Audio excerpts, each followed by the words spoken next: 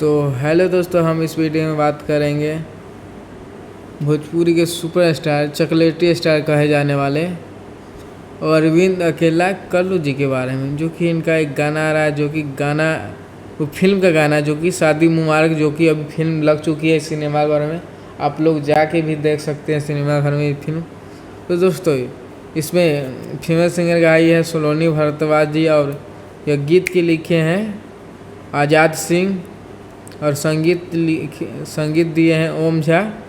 और यह गाना के नाम है कायदे में रहेगी तो, जो कि SRK म्यूजिक चैनल से रिलीज किया जाएगा, जो कि 31 तारीख की सुबह 6:30 पर।